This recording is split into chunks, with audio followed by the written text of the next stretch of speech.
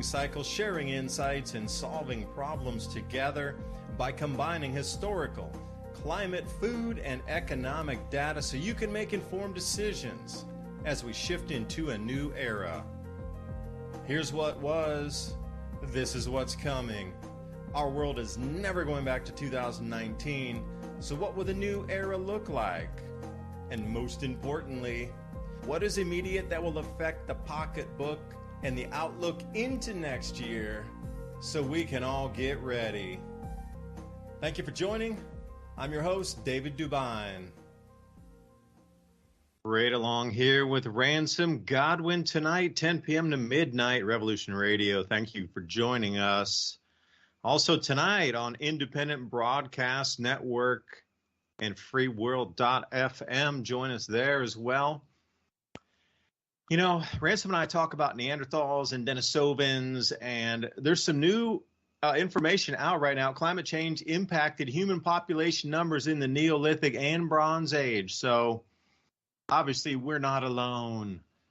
So if they're trying to still brainwash, or I should say indoctrinate, or move your mind into that you are the one causing all the problems, perhaps it's not, because if human populations in the Neolithic, which is quite some time back, in Bronze Age, then that means that it's a cycle of change. And you know what gets me is, I got to make sure I'm on here. There we are. Okay. I just got a signal that said no sound over there, so I'm wondering what I'm going to do here. Let's connect settings again. Speaker microphone output, I didn't have it on, no wonder. There we go. Now, you got to think about how they're telling us this. You're responsible for everything. Yet we have two instances here of climate change directly in front of us from prior times in our history. You know, I'd like to talk about this tonight as well. Everybody's focused on what's happening in the Middle East. You know, it's kind of a tidal wave of things happening, but Ransom, I got another headline for you here. Neanderthals carry genes acquired from ancient interactions with cousins of modern humans. They're talking going pre-400,000 years ago, pre-Homo sapiens sapien, and the Neanderthals were dancing in the horizontal bop with some other kind of either, I don't know, Australopithecus or something. But it seems like we've shrunken down as we move through time. But anyway, thanks for joining us tonight. Trying to keep it on a lighthearted, different type of message for the evening to start us off in case you need a break from the madness in the world.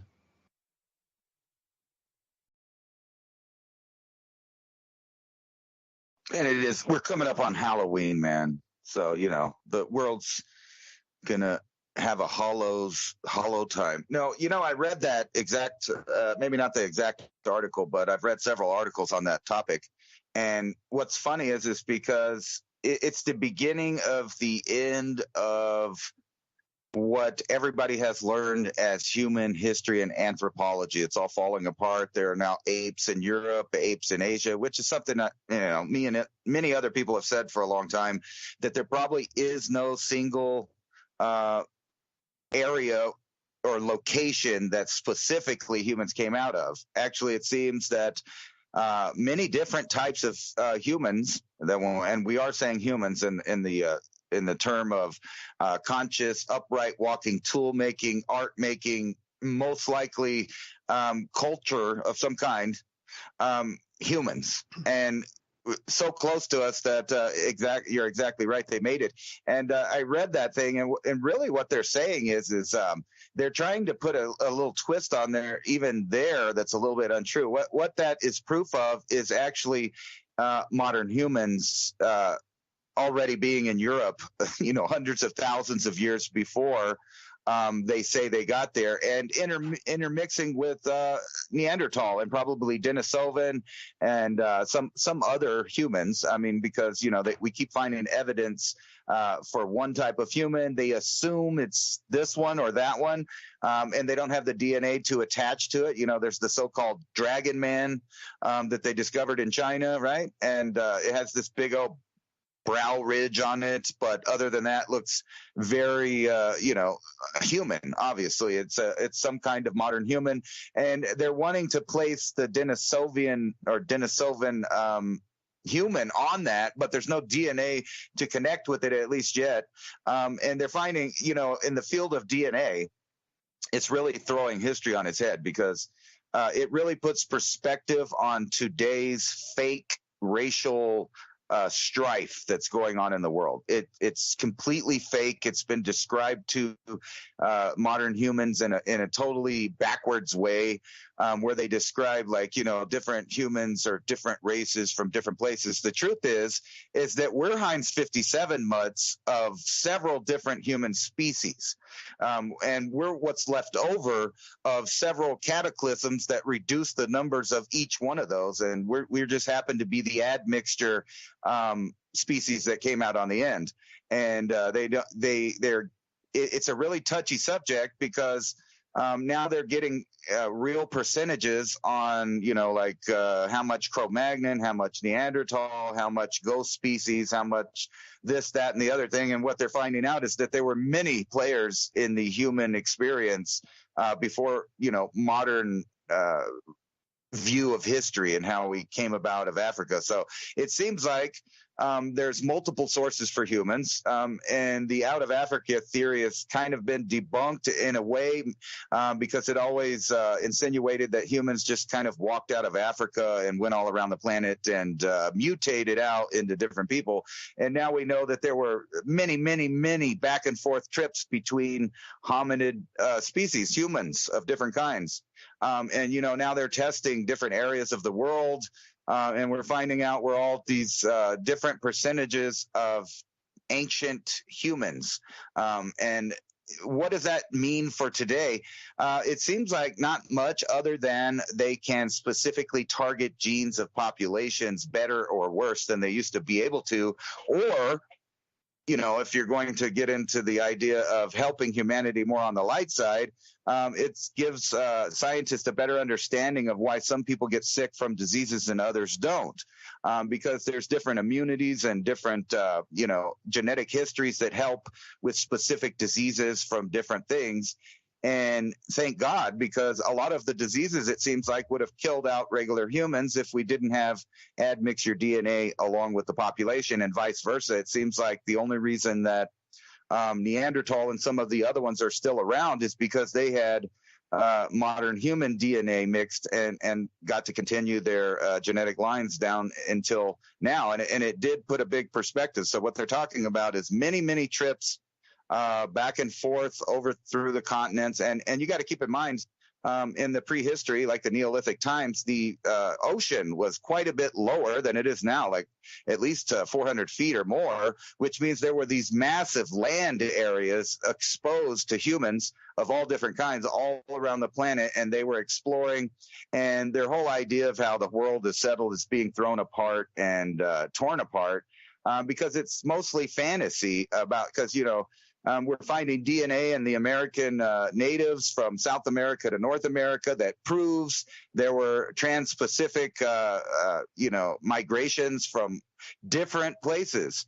And there's artifacts all over North America that insinuates, there were many contacts with Europe or the Mediterranean over time. Maybe they were one-offs, but they were still happening, and which means that there was some idea of exchange of ideas. And then you can't ignore the fact that all cultures have this symbolic precession of the equinox measuring in different ways all around the world, which tells you, in my opinion at least, that the precession of the equinox has been marked in time for at least 52,000 years. And I just always say that because they always give mankind credit for the 26,000 years. But in order for you to see the entire cycle repeat and know that it's a repeating cycle, you have to have seen it twice. You couldn't have just seen it once and known that that's the pattern. You would have had to seen it twice, which puts in the idea that at least 52,000 years ago, there was an advanced enough culture that talked to other cultures that started marking the precession of the equinox and measuring time for later generations to know about. I mean, everything from planting your harvests to when to harvest them, all of that stuff is encoded in all these old megalithic sites. And we don't even know which human or group of humans actually built most of these things. We're taking for granted that over time demographics change in areas. There's migration, there's mixing, there's all of these different ideas. So every piece of land that someone's claiming on the earth is their ancestral homes. I hate to break it to you. More than likely, there were many, many, many, many, many, many different groups of people over the last couple 100,000 years that were there first and laid claim first and lost it due to calamity and catastrophe and just the changing of, species into different forms. You can't really fathom the idea that there were so many different kind of humans, and when they came across each other, it was either trade or war. I mean, especially if you weren't had formulated vocal languages and the ability to communicate easily, there would have been a lot of misunderstandings. But we know even after all that, there was enough interspecies breeding that came up with this Homo sapiens sapien we call ourselves today. I was just reading a paper the other day, which surprised me. Because generally it was thought that Europeans carry more Neanderthal DNA and Asians had more Denisovan DNA, but it turns out Asians actually have a lot of Denisovan, and in areas like Japan and Korea have up to 10% Neanderthal DNA. And different areas in Europe, go up and down with the number of amounts of Neanderthal DNA. And then not only that, there's been obviously intercontinental genetic drift back and forth over time. I mean, we know that there were blondies out in the middle of China building pyramids or at least hanging out by them, thousands of years ago. And the same could be said in other places, and demographics change. So the idea that human beings in a modern time can claim lands thousands of years old, knowing that demographics and genetics slightly change over time, and ideas and all of the battles, like everybody's talking about the Middle East right now, and it's really interesting. This is something that goes so far back in time, people really just don't get it. They boil it down to a black and white. Which team are you on? But if you realize what's going on, this is part of everyone in the world's human history playing out just like it has been in the same area for thousands of years, literally. There's more modern examples. Like you could go back to what was the little crusader king there of Jerusalem that had the leprosy and he had to wear the mask all the time and all that stuff. And he actually beat Saladin in a battle, which gave control over the area to Christians. But he died, and then Saladin came back and took over the whole area. And what was weird about that is at the time they were usually killing everybody and making them move. But Saladin actually said, you know what? Well, it's kind of like an amnesty, and that's why there's been 3 Abrahamic religions right there in Judea or Israel or Palestinia, whichever name you want to use, because, there was the Roman name for it. They changed it from Judea and Israel a long time ago. But before that, it was the Canaanites, and before that, it was the Persians. I mean, we can go back into time, and if we're really going to be silly like that and start claiming lands, like it's the next goofy headline in the news going to be that England is going to take back Egypt because 90% of English men carry Tutankhamun's genetics.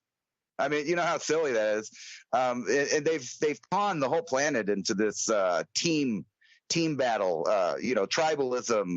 It even goes down to, the simple American drinker that wears a jersey with another man's name on it. And, everybody, they'll fight over ideas of 2 guys playing with balls on national TV, and people will get really serious over that. And it's a sport that they don't play. They don't have any money in the franchise, so they're not making money if they win or lose. And, it's so silly, but that's the level that modern humans are on. And when you compare that to what we think ancient peoples were, you can't really judge them. I mean, we're just as tribalistic and naive nowadays, and that's what you see playing out in the world in the form of World War III. because they're already calling it that, basically, even though the nukes haven't fly or nothing like that. And this may drag on for decades. I mean, you've seen the slow motion of the Cold War. We might be lucky enough to pull something off like that long enough to, have sane people maybe cycle back into the governments for a little while, hopefully. Yeah, well, you're admitting a cycle once again on geomagnetic pole shift and the size of humans or other variants of that existed across this planet. You just described the classic myth of giant versus what we consider 6-foot human. Go back to the stories of David and Goliath for another one. The history is riddled with these, and you wonder why there were humans on, or I should say giants on this planet with humans at the same time. There's multi-species thing that has gone on. So the only thing that I could see that would really wipe out these other species would be a geomagnetic pole shift, or in combination with that, an electromagnetic shift on the sun, because you have to realize that, our body is mainly water molecules, and any type of electromagnetic disturbance to that charge going into that system, regardless of the electromagnetism on the hemispheres of the brain. But once you start interfering with molecular level water and the charged state of the water in the body, you're going to have a real serious problem. And a lot of times when the sun will do something significant, the vibrational frequency, even though we might not be able to hear it, the vibration coming out of that star changes. So, you look at this, and by confusing our history from the past and what was interbred with what, and was it 75,000 years ago? Was it 250,000 years ago? Was it predominantly, like you said, in Eurasia, where this crossbreeding of Neanderthal or Denisovan or something further back mixed with modern day Homo sapien sapien, and something popped out as like a human mutt? Or was it in Africa? Because the studies are showing that a lot of, they're puzzled by the sub-Saharan African populations not containing chunks of these DNA that resemble Neanderthals. So, like, where was this split? Yeah, they came out of Africa, and then it just stopped, and there was no There's so many quirky things to it. But by obfuscating our history, they're also obfuscating what I consider larger, more powerful cycles on the Ice Age cycle inside this. Because if you look at where we sit today in world global temperatures, we're some 10 degrees Celsius or more, probably closer to 12 to 13 degrees Celsius on average global temperature, warmer than it would be for those 90,000 years. But then again, when you're looking at our star stepping down its activity state, and the frequency and the energy coming off that star, and perhaps much larger individuals, creatures, or beings couldn't hold state for something that, again, you're coming down to I think you could look at DNA strands, et cetera, but I really think a lot of this is predicated just on something very simple, on the water molecules or the percentage of water in the human body and in the brain that's affected by the energetic state of our solar system when it changes with the sun, electromagnetics. So, you can look at this thing when they put different charge states onto plants and, experiment with growing and how they can get plants to grow larger in different magnetic fields. And then you can do atmospheric pressure changes. You can boost CO2. You can add music.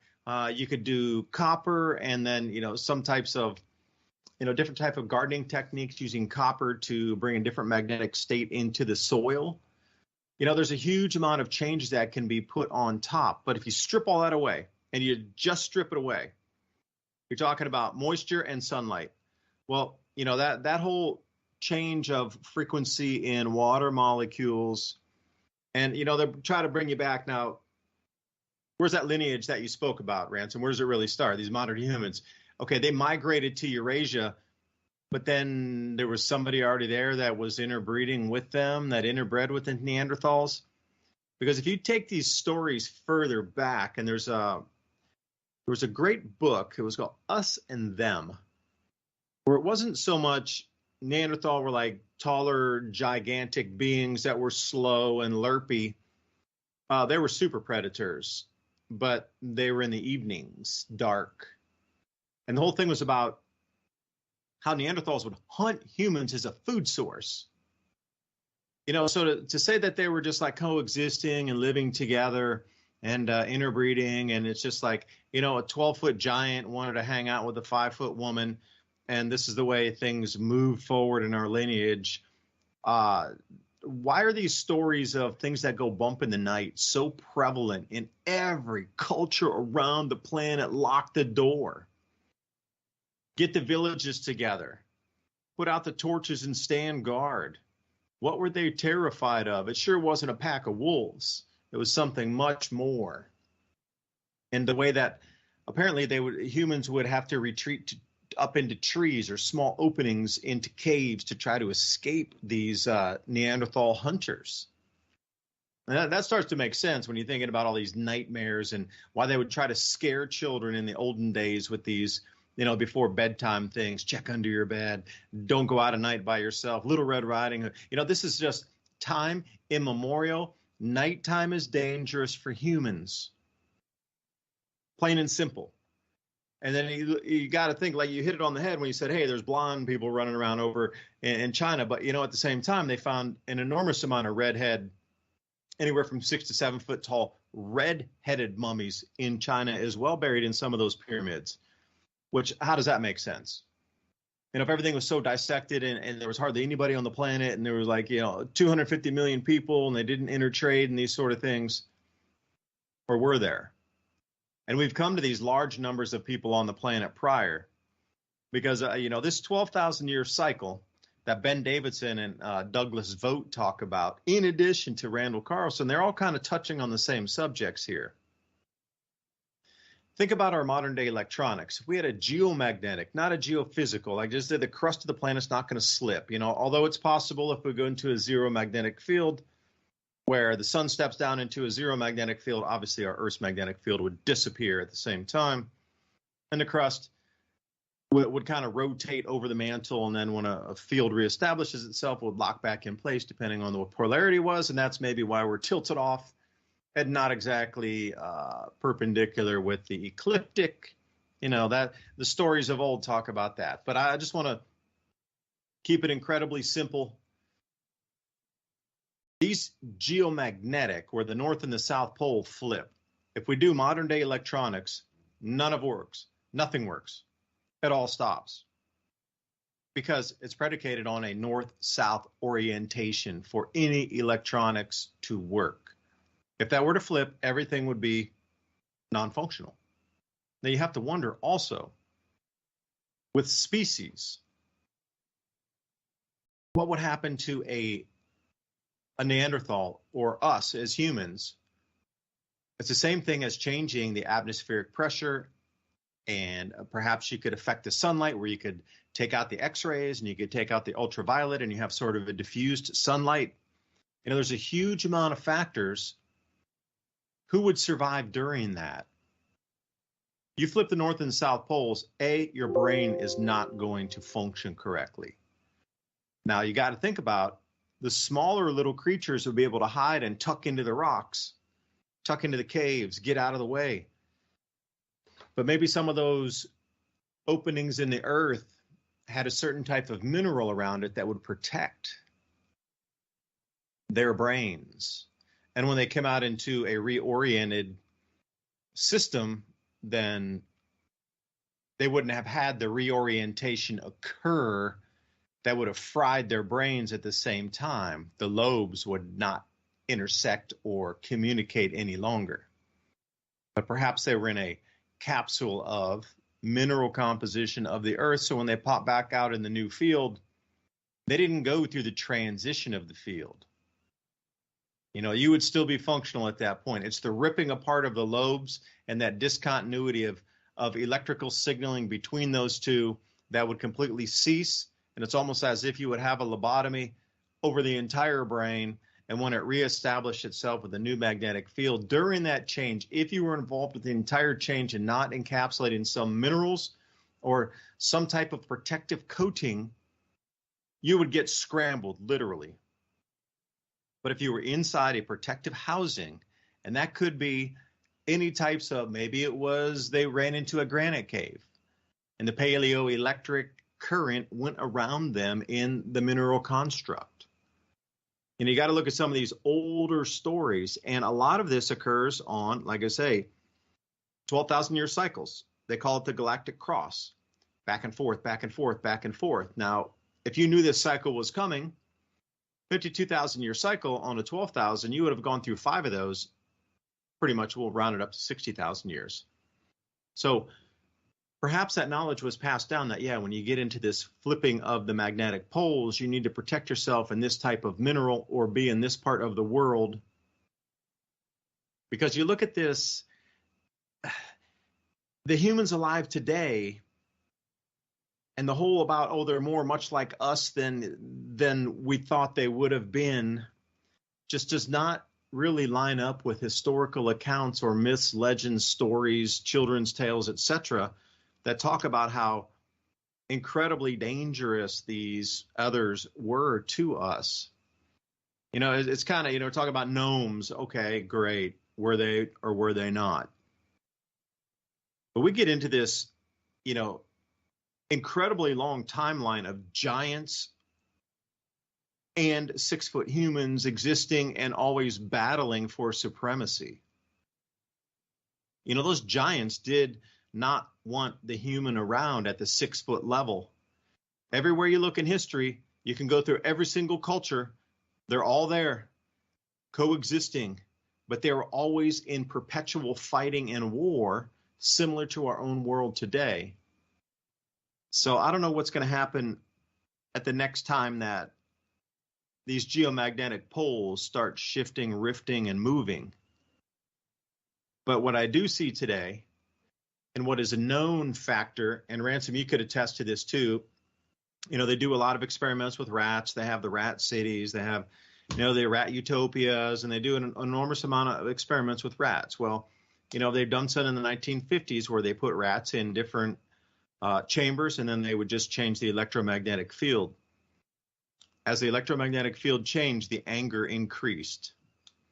So imagine if the powers that be, and I'll leave them as that, understood that our electromagnetic field of the sun's changing and that we would have an angrier Earth, just strictly based on electromagnetism.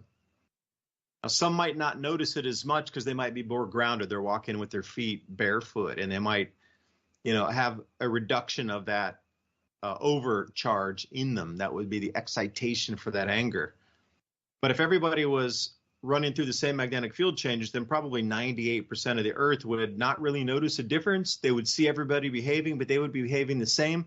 So everybody would just think that everything was exactly normal as it was.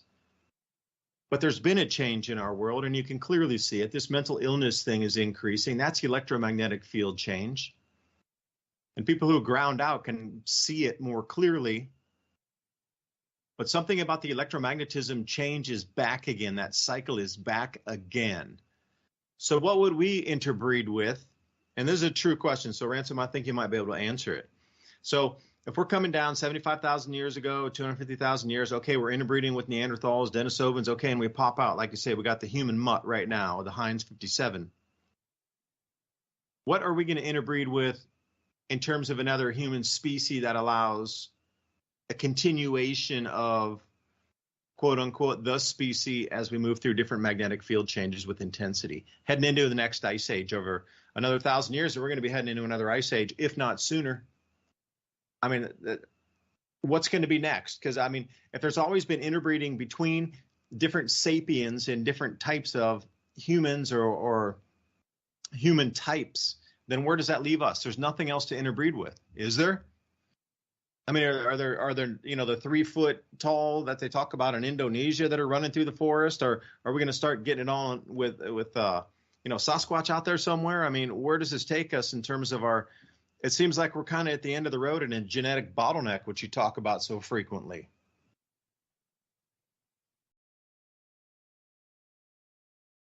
It does kind of seem like, you know, with the reduction of populations and stuff, that there's some kind of weird agenda to play with the genetics. But you opened up a lot there, because really, like, what do we know? You know, you were talking about giants, and it's really kind of funny because when Cro-Magnon shows up on the scene, they're the tallest guy around.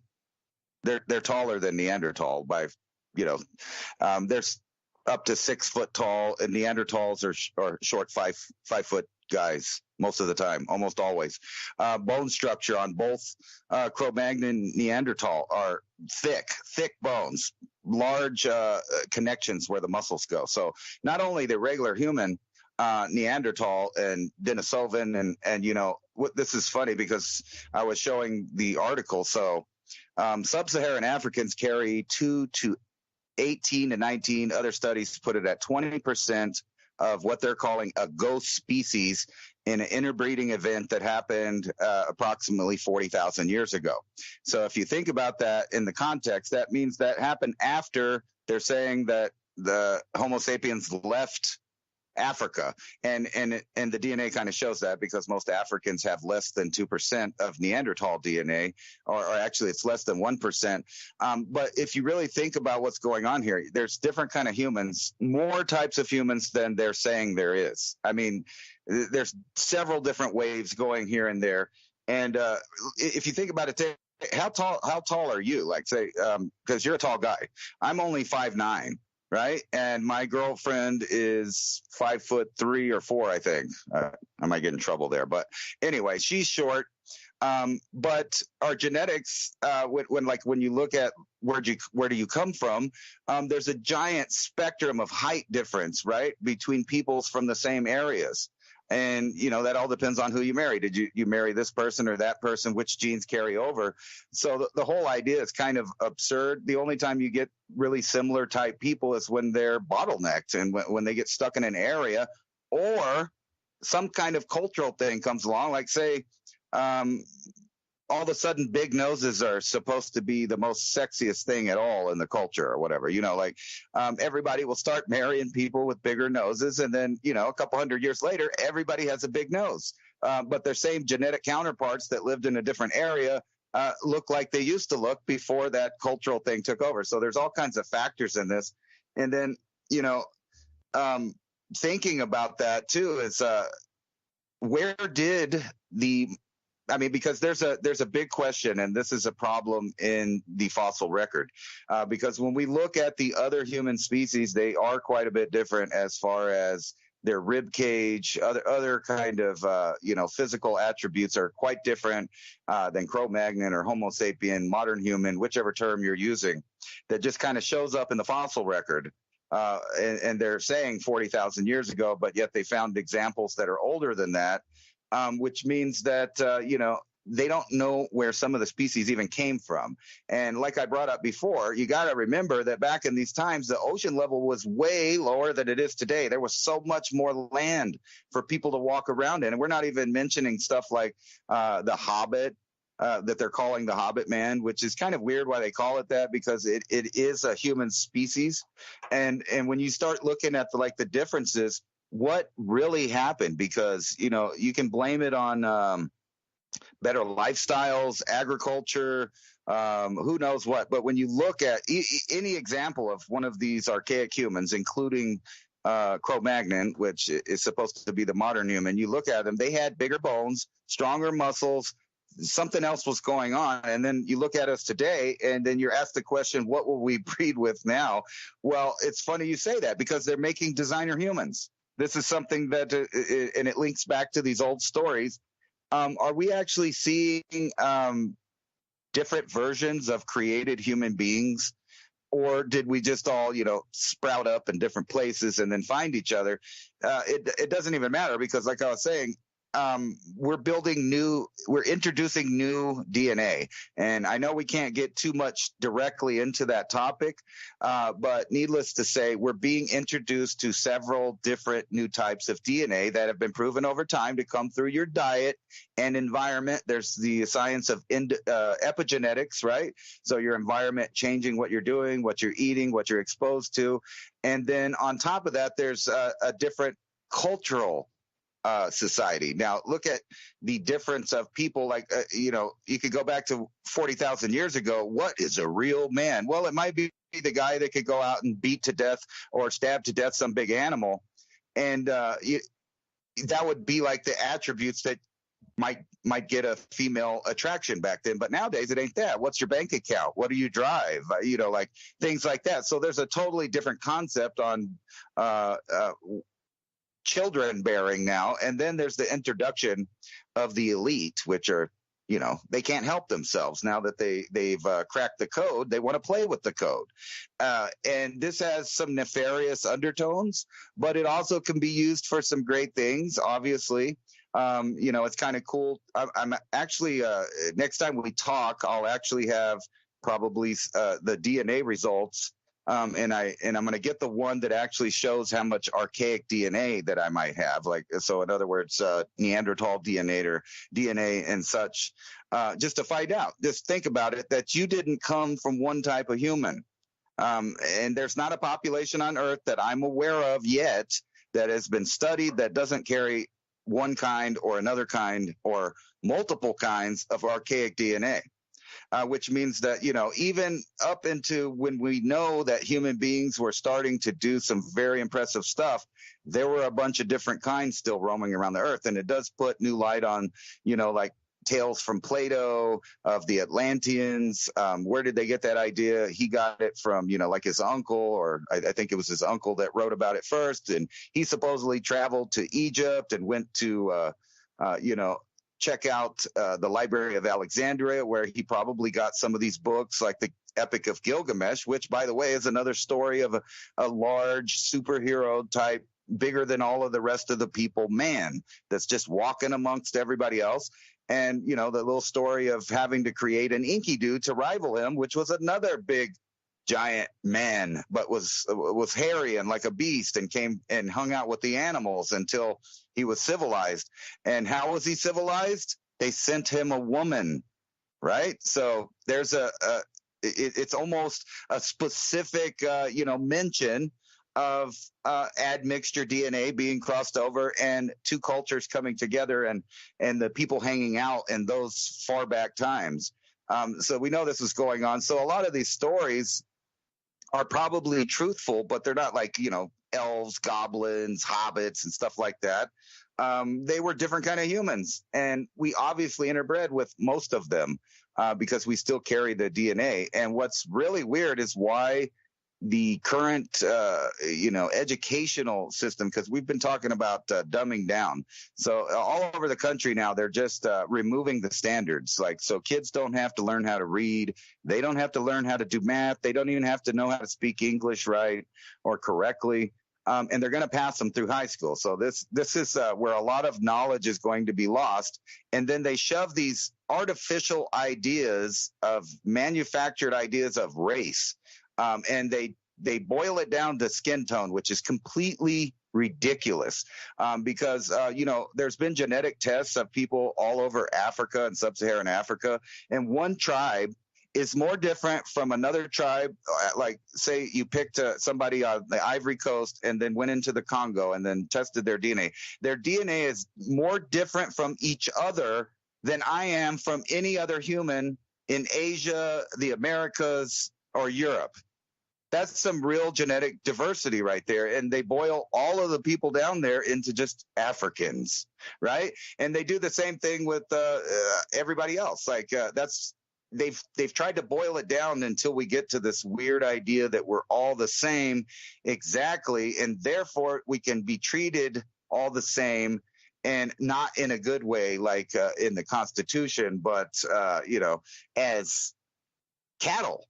That's the idea. And you got to wonder who's at the top of this pyramid that's been here all along, that's been deciding, which way humanity's going to go, because we're at that point again. And you bring up the magnetic reversal.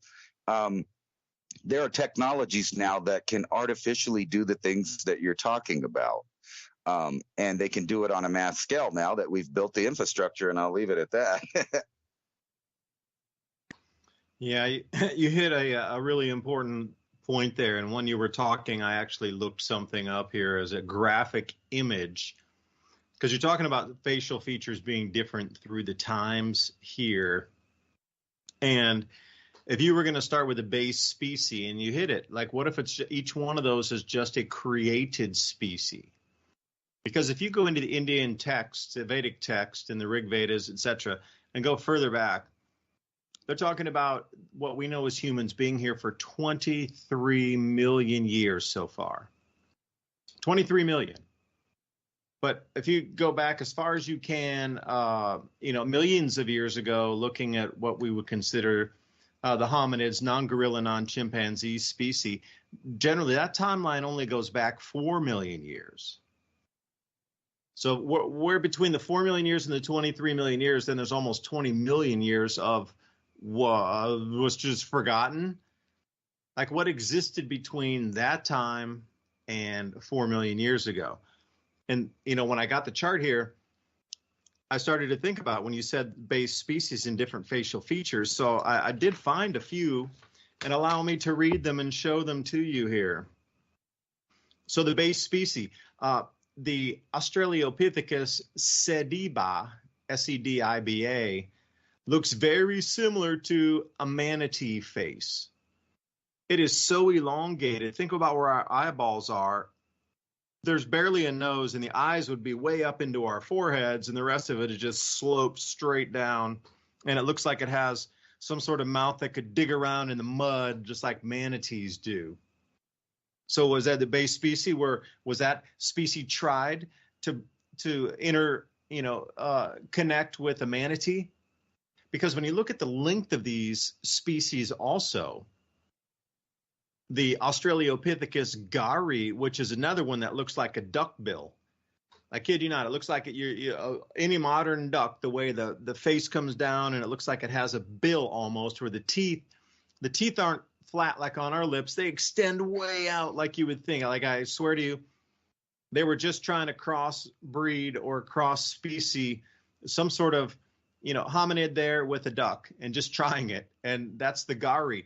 But you look at this, Australopithecus sediba and Australopithecus gari, they're here for like literally a fifth of an eighth of a second in comparison to everything else, like the Homo naledi and the Homo erectus. Those are the two longest on the entire timeline. Everything else is incredibly short, even the Neanderthals and Homo sapiens. I mean, it's nothing compared to those other two species, Homo erectus and Homo naledi. Oh, they're there for, 1.5 million years on the timeline. Where the other ones that look like, I kid you not, they look like they're interbred with some sort of, waterfowl or something out of the water, manatees. They're there literally for just, less than 100,000 years, or even 50,000. Boom, in and out of the record, and that's it. And if you go further back around, they say 3.5 million years ago, you get what? Kenyanthropus platyops. And I kid you not, it looks like a platypus. So, you start to look at these facial features here with afarensis also, like that's an extremely elongated face. Like you look at that and go, how would you chew your food? Like, first of all, how could you view your food, and how would you chew the food? And a lot of these, they don't even look like they have noses. Homo sapien, a skull, obviously you see where the nose is, where the bridge of the nose came out, and it leaves that, it looks like a ramp coming off the front there, where you could clearly see that there was some sort of appendage there. The further you go back, the less nose it is. And you can't tell me, well, it was a flattened nose because they didn't swim and they didn't have a need to have sort of a protruding nose because they didn't swim. Okay, that's garbage for what they try to feed you, is why people have flared out nostrils and why people have elongated, longer, bridge noses, higher bridge, because they're trying to say that it's because those were swimmers, and over 500,000 years, the swimmer had smaller nostrils with a little bit higher bridge to keep the water out, and these kind of things, And you look back at some of these, reconstructions of the faces, and what are these things? And the Naledi also has an incredibly long face, almost like a gorilla face. And you look at this, and it does make sense if the Vedic texts are correct. And there have been what is considered humans on this planet for 23 million years. Then the technology they possessed back then would allow them to create species to work as their worker class. And the different experimentations for me, as I'm looking through this, I'm thinking, are these electromagnetic field complete polar reversals, or are those geophysical reversals at the same time on these timelines? Because as you stretch through history here and through time, what causes the extinction or need to create a new species? And then you have multiple species running at the same time, and boom, they just all disappear, and the only thing left is Homo erectus. So what is with that? If all those species were running at the exact same time and they all disappeared on the exact same time, then there must have been a massive cataclysm. And if it were, well, you would just probably choose the same one that survived and just multi-replicate that one.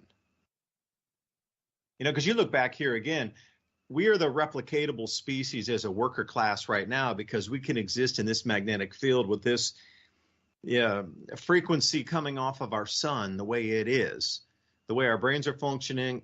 And I really believe a lot of the chaos you're seeing in the world is to put that scatter wave out because we are piercing the veil to be able to see this darkness and this whatever construct of control around us is becoming more and more visible for everybody day by day. And I do believe, that we're coming into an electromagnetic field change off of the sun. Definitely at least on the minimum 400-year cycle. Further afield, 2,000-year cycle, what is it? But as we see some species disappear, were they re-engineered as a new worker class for whatever had higher technologies over the last millions of years? Or was it the one that survived during the cataclysm, was coddled and nurtured? And those stories of beings coming out from beneath the ground to reteach them were nothing more than getting the conditions right so the chattel can continue to reproduce to have the worker class on the planet without really having to do much. It's kind of like thinking, if you were to find an animal that you wanted to keep, that you wanted to help you graze the grass on your area, produce milk for you, produce eggs for you, whatever it is, you give it a habitat that it can exist. And there you go. So, looking at this human story from millions of years ago until present, is it truly the story of these things just came up and there was natural infighting for it and all of them disappeared on the same timelines and then just one existed and then everything from that point collapsed and then we're the only one left? Or is there a deeper story to it? And Ransom, I know you're going to have an answer for me, man, because you always do. You seem to read my mind on these topics.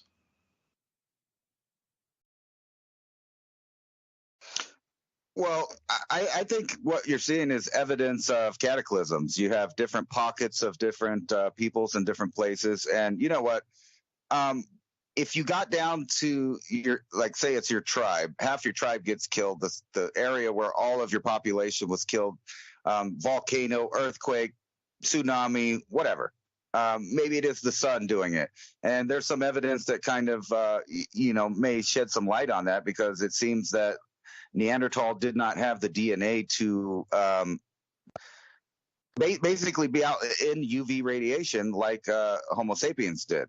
And there's a what I think is the fingerprints of cataclysm. Like here's an article from Routers right here. It's talking about ghost ancestors. African DNA study detects mysterious human species. And before we get into that, you were talking about what was the one with the N? I can never pronounce it. You were talking about Natalia or something like that. They spell it Naledi, Naledi. I think is Latin.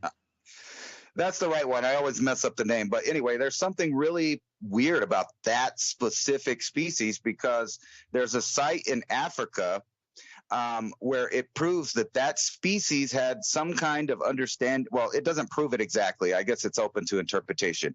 However, some very bizarre behavior out of that hominid. They were burying, or not exactly burying, but hiding the dead from their family. So like they have this cave that's really hard to climb into. So when they discovered it, it was like wow, right? Because you got all of these bones in there that are 300,000 years old at least or more. And inside there is children, grandma, grandpa, people that look like they got wounded from falling. And I am calling them people, even though they're saying, it's not a human like we think about it. However, they were probably making tools. They were probably hunting, and most likely they had some kind of idea of the afterlife. If nothing else, they didn't want animals to molest their loved ones. You know what I mean? Like animals messing with it or whatever. Because at first they thought maybe, some kind of animal was killing them and then dragging them in this elaborate tunnel system to get to this main opening. But then when they studied all the bones, they realized none of them had animal wounds, and they were all either died from disease or old age, basically. And that means that this hominid was going through the trouble of carrying the species, the bodies through this elaborate tunnel system so that other peoples or whatever couldn't get in there, and they were hiding there. So it's a really bizarre behavior that goes back a long time ago. They don't believe that's a direct ancestor to us, I don't think. However, it does show that we have no idea how long some of the intelligent behaviors that we attribute to being human beings have been on the earth. Now, back to this study of the ghost species, because this is very interesting, and they really, don't want people to start studying this topic because it really puts a perspective on how many different human beings there were, and it puts kind of a twist on the idea of us being like this singular human that just moved out from one spot. The study indicates that present-day West Africans trace a substantial proportion, some 2% to 19% of their genetic ancestry to an extinct human species they don't know what is, because they don't have DNA to compare it with. And researchers are calling it a ghost population, and they estimate that this interbreeding event occurred approximately 43,000 years ago. Now, this is the same time that Cro-Magnon skeletons and stuff are being found first in the fossil record in this 10,000 year period right here. Before that, there's no modern human. We just pop up, and they, every Cro-Magnon skeleton they find is basically no different than a present day European.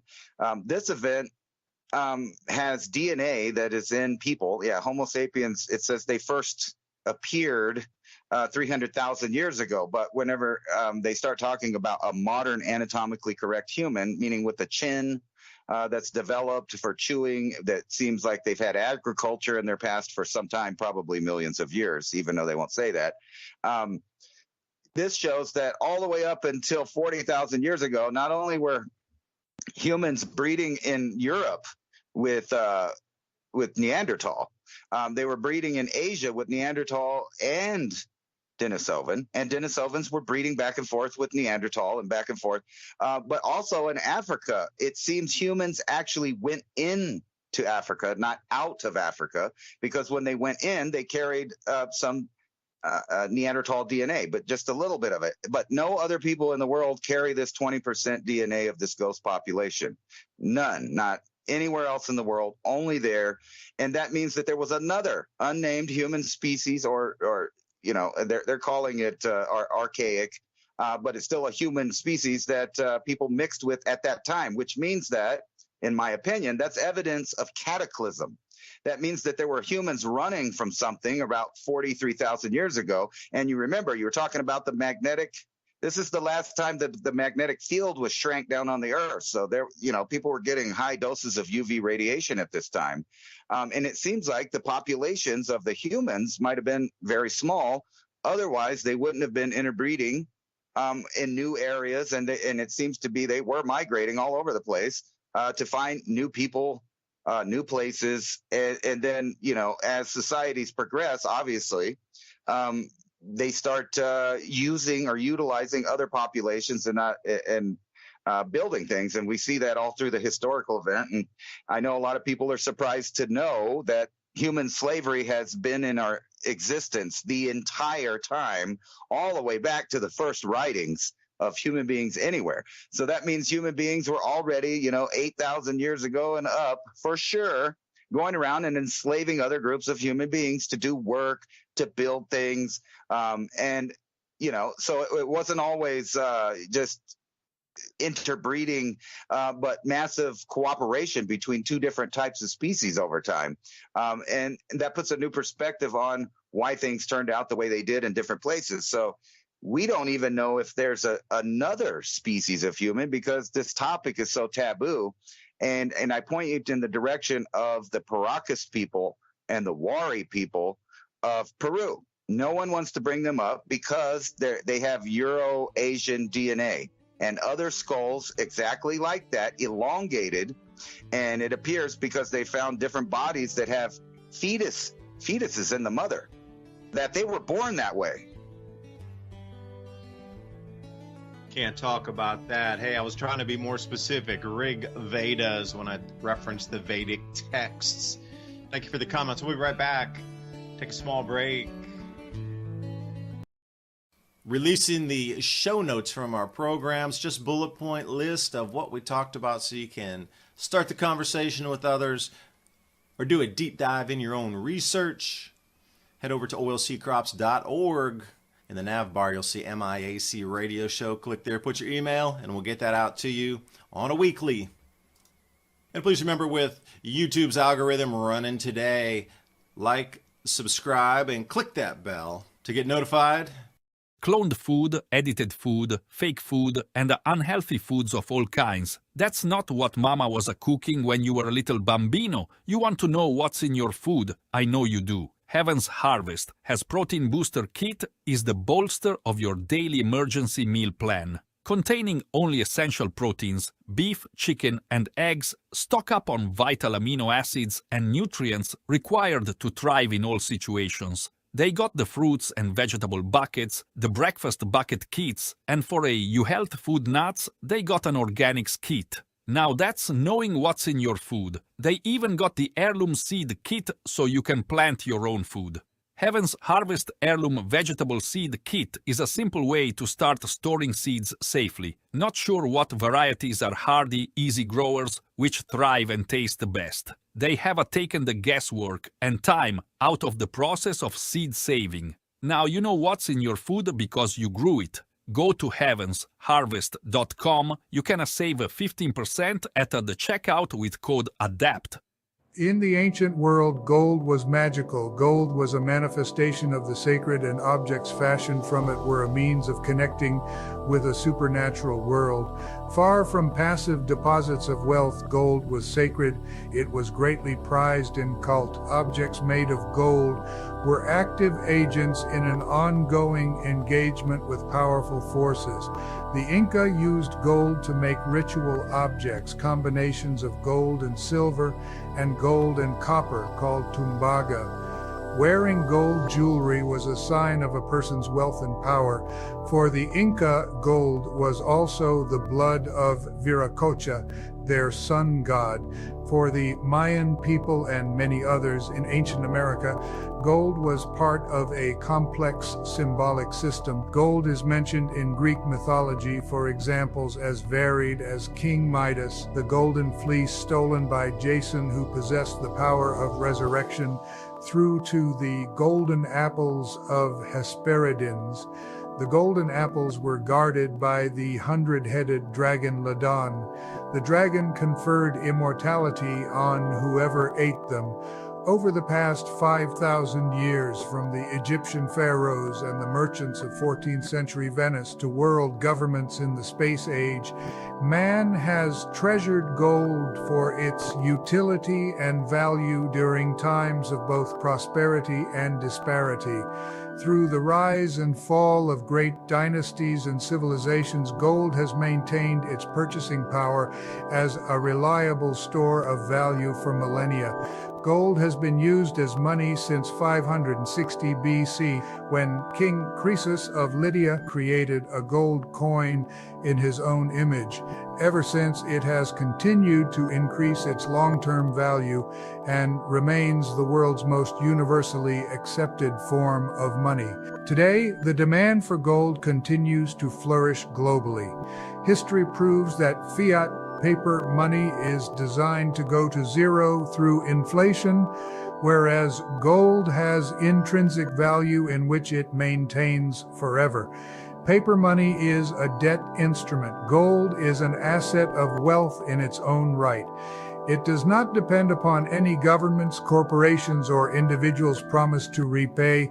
ITM Trading has spent the last 27 plus years developing a team of expert researchers and analysts to make this possible. Simply put, we build strategies which are historically proven to protect your wealth and assets through any economic downturn or currency collapse. Schedule your free gold and silver strategy call 866-834-1422. That's 866-834-1422. Or go to learn.itmtrading.com/MIAC and keep watching Mountain High Time and Mini Ice Age Conversations if you know what's good for network. Thank you for inviting us on. Streaming right here, originating revolution.radio, allowing us the free speech venue to continue our conversations. Thank you so much. If you feel free speech is something that you appreciate, consider a donation right there. Revolution Radio, top in the nav bar. Many ways to donate because our world's spinning. And, a lot of people at the governmental levels, they talk about, we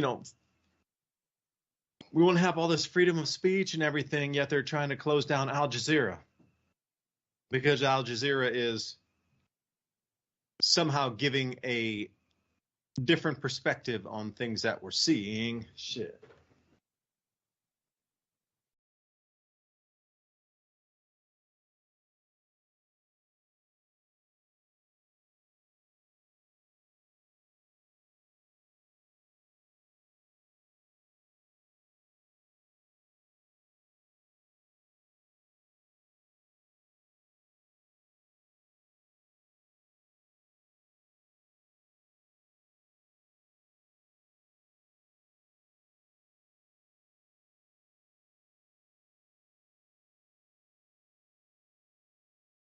We are experiencing technical difficulties. Please stand by.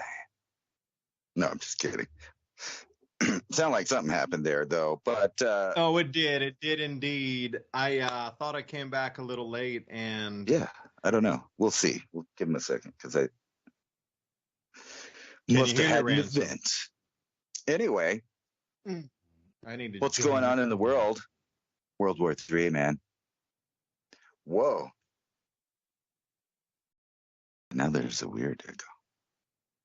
Ransom. Weird. There it is. I know. I'm think we've trying to caught join you. I'm trying to join you. There you are. You hear me? There we are. Ransom, please give me a sound check if you got one. I need to hear that I was back online again. Yes, I hear you loud and clear now. Yeah, I don't know what that was. I was talking to you and it went off, I guess. I don't know. No, it did. I was just saying, for the second hour here, thank you. We're up on two different stations tonight, freeworld.fm and also Independent Broadcast Network taking us on. Message seems to be getting through to those who have ears to hear. What I don't like is now all those that are so like, oh, we believe in free speech, now want to shut down Al Jazeera. It makes no sense. So if you consider free speech something valid, please consider a donation right here to Revolution Radio. Because, look, they're trying to get Al Jazeera taken down planet-wide right now because they have a differing opinion, and there are a lot of live reporters on the ground. And they were targeting the reporters, too. And, it's just ridiculous that, you supposedly have all these ideals, yet you want to stifle the press. And you just see it's just the hypocrisy is neck deep.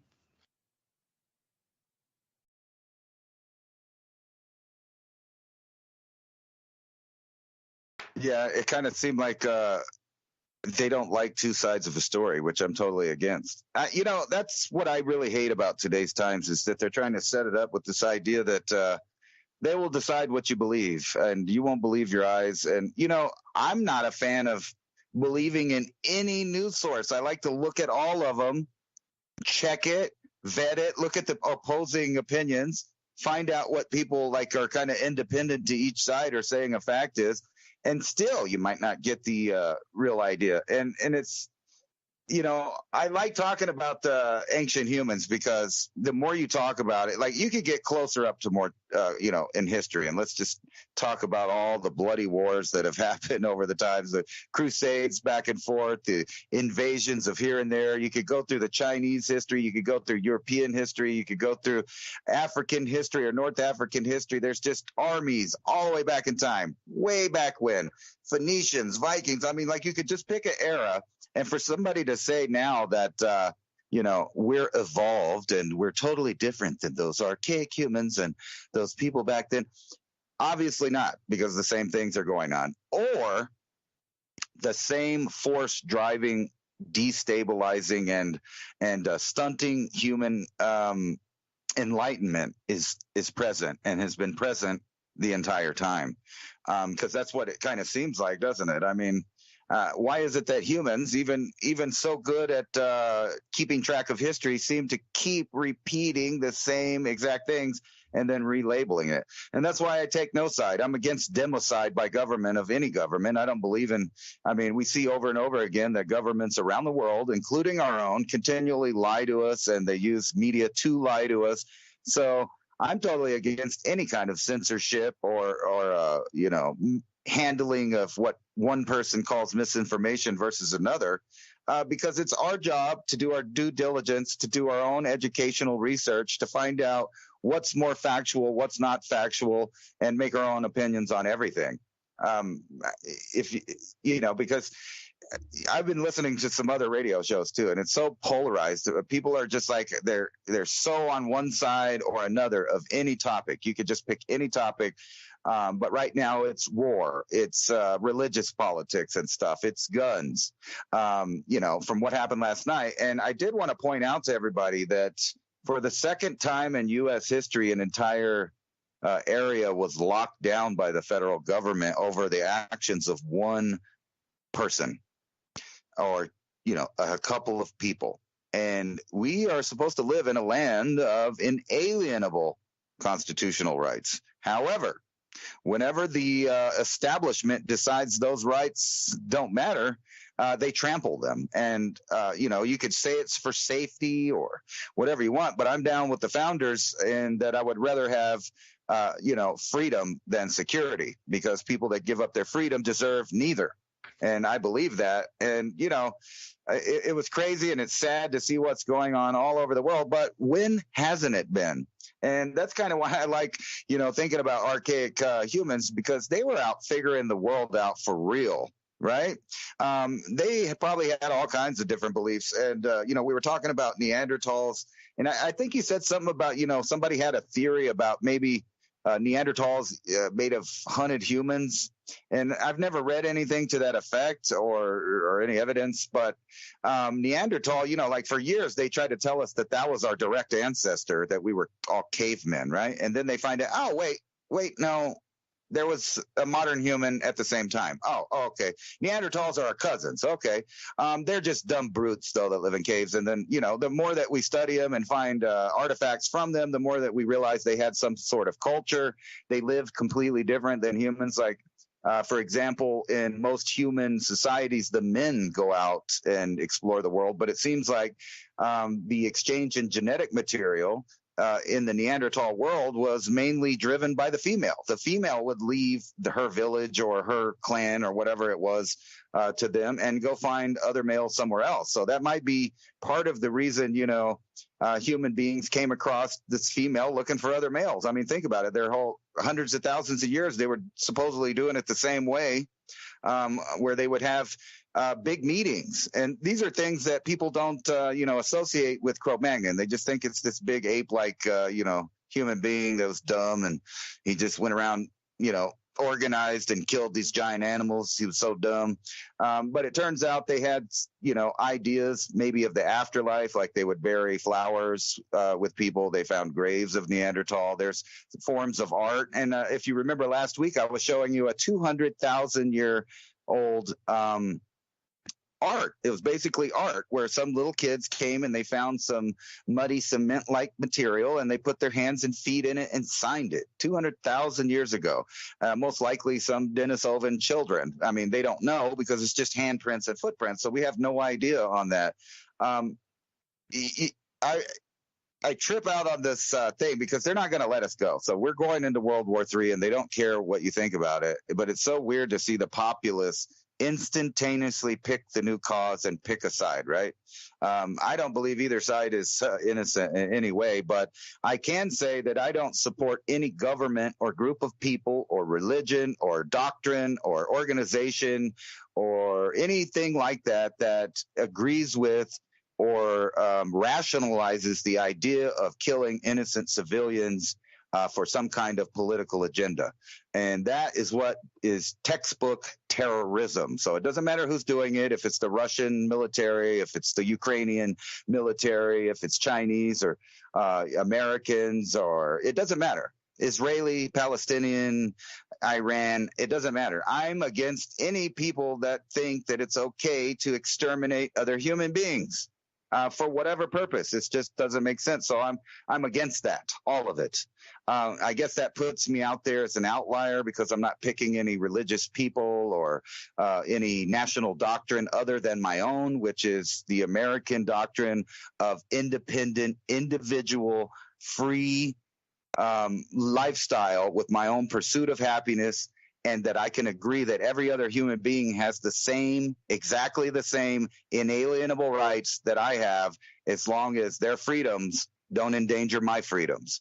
And people forget, they think the governments of the U.S. is there to protect them or keep them safe, but that is exactly false and factually untrue. The only job of the American government was to protect our inalienable rights. And, if you look through time, they haven't done a very good job about it because they have separate agendas.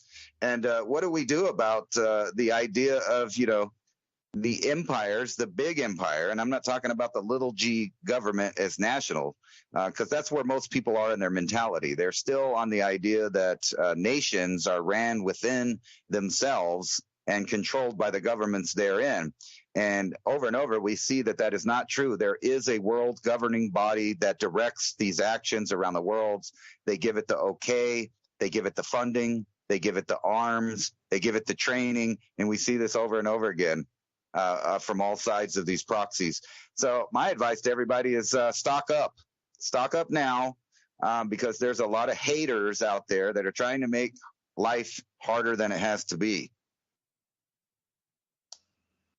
Yeah, and those Chinese destroyers on their way over there, maybe they're going to deter the rainbow pirates from pillaging outbound tankers. Who knows in this mixed up world? Hey, man, but you were asking me, in today's world, what kind of car do you drive compared to, well, I drive a woolly mammoth. So does that put me in something special in the category walking between worlds, where if you could take down a woolly mammoth 40,000 years ago, you were the most wanted dude in the village. But today, I don't want to be driving a Bentley. Those things are old school. I want to be driving a Mammoth. Can you step between worlds? Now, the reason I was bringing that up, because I did look up that book here talking about Neanderthal predation on modern humans, to try to circle back there for a second. This thing about statism and we can, if you look at this book here with Neanderthal predation, and Neanderthals were apex predators, as they have quoted, and this was Danny Vendramani. Hope I pronounced the name correctly. It's called Them and Us. And it really goes through all the stories, bone remnant fragments and things that what you might have considered being attacked by an animal were actually the tooth marks of these Neanderthals nibbling on the bones as much as we would nibble on a on a rib bone or prepare it as such. So this book is like 386 pages long of evidence showing that. There's a different view, on what is and what was our recollection or thoughts of history. Now bring that into the modern world here. And the only reason what any of this scam works from the central banking, because it's each individual country's central banks, to the militaries, to everything else, statism. That is the ultimate lie. That is the ultimate scam. You're right. They've got you all focused on the individual countries. But there is a higher governing body above that institutes the statism. Because if there were no borders, and I'm not talking this utopian, thing that they try to fill your mind with. I'm talking on a spiritual sense where we are from the Creator. We are the creation. We're part of the creation. We all from the Creator and return to the Creator. When we're here for this short time on this planet, there should be no warfare between us. Because why would you want to hurt, maim, or kill another part of your own self? Because coming from the creation and part of it, and from the Creator part of it, then that person standing next to you is from that same Creator and part of that as well. But as we grow up and as we are indoctrinated through education, the thing is, what's the very first thing they teach you? You are from this country. You are born into this country, this nation. And they start it very small with, you have to affiliate yourself with that football team of this school. And that's really the way they get it in. They start you off on this. It's this school. It's these colors. It's this football team. Yeah. Go, go, go. Team, team, team. And as you're brought up, it's all about, it suddenly changes from a football jersey into a flat piece of fabric with different colors on it that waves in the wind. Statism is the one single thing that allows all the other evils on this planet to continue. If you did not believe there were different countries, there would be no central banks of different countries. If you did not believe there were borders, then there would be no wars between nations over land and land dispute. See, the very thing that they have to condition you with first is that there are fictitious drawings of maps. Yeah, I could understand a river or a mountain range, but look at the last 200 years. How many times have our maps changed? Post-World War I changed. Post-World War II changed again. And how many times, why is it every year the number of nations increases and decreases? Because I was just looking at Eritrea and the problems they're having over there. But that used to be part of the Sudan, and then the Sudan's broken up, North Sudan, South Sudan, and then Eritrea broke off into its own independent nation from that. So, we're always seeing the globe redrawn with different maps and borders. Now, after this, whatever it is, and it occurs and amplifies, and then it comes to an apex and then decreases, and we are going to see, I promise you, we are going to see our map redrawn across this planet once again. And this time they'll probably leave it to the AI to redraw the map to try to put everybody together for the most homogeneous and peaceful solution for a minute. But then again, it shall change, because this whole, 80-year cycle of the fourth turning, they have to have the prosperity phase come in again. But think about how it all revolves around statism. Everything you're seeing today would not be one iota of a thing if there were no such thing as countries or country borders. And again, I don't misconstrue my words of this utopian one world government garbage that they're trying to feed us as well. Or the AI, one global governing body garbage that they're trying to feed us. It just doesn't. It won't work.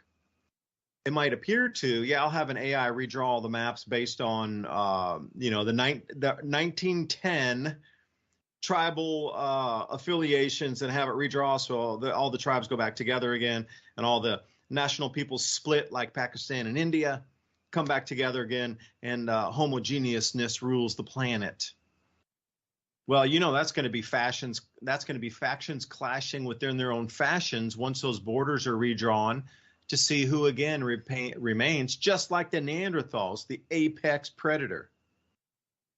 Because think about it just for a second, if they redrew the Indian and Pakistani borders to pre-England and post-World War I and II redrawing of those borders, can you imagine what that would be like, where they're going to vie for power once again of who controls that region, especially those regions in, if you go out Jaipur and these areas, further out to the west, and that desert area was all part of what was, they did that on purpose. The English were infamous for drawing lines directly between and causing purposeful fighting based on the borders that they redrew.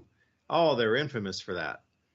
And you can see it time and time again. Go take a look at some of the further maps back in the 1600s and see how borders were drawn. Go back to the Roman era and see how borders were redrawn. And this whole thing of the allegiance for the nation, that's where they get everybody stuck. Because there's different farming techniques for each individual nation. And I look at it in kind of a macabre way of, we don't have countries, we have farms. Their farming techniques are different for each region. And when I say that, I'm really talking about farming techniques for control of human output. Now, sometimes the farm changes, just like it does with the seasons. The farm needs to produce something different. Perhaps it needs to produce more hay during the summertime, so they'll stop grazing in certain areas so they can, bring up hay and then roll it into the round bales, and they'll keep all of anything that will graze on that off of the land for a certain amount of time. That's no different than setting up national parks and redrawing borders so people don't go into these areas. That's no different than resetting everybody into the cities. Because I look at it as with the electromagnetic field changes, what's going to be produced, or what is going to be a need for production, is not going to be the same need that we had for production in the 1980s and 1990s coming up. It's completely shifted now. So the production means, or the end result of farming humans on these things we call countries, farms, is going to change exponentially. And I already see it already is into that change phase of what is the end product that will be needed? Well, currently it seems like these ethereal energies are being milked for the very darkest and low vibration that they can be. And that seems to be an end product that is out for collection across the universe right now. But I just, I come back to it, statism, Ransom, is the biggest lie we were ever told. And bringing it up is a no-no also, along with elongated skulls in the womb, dude.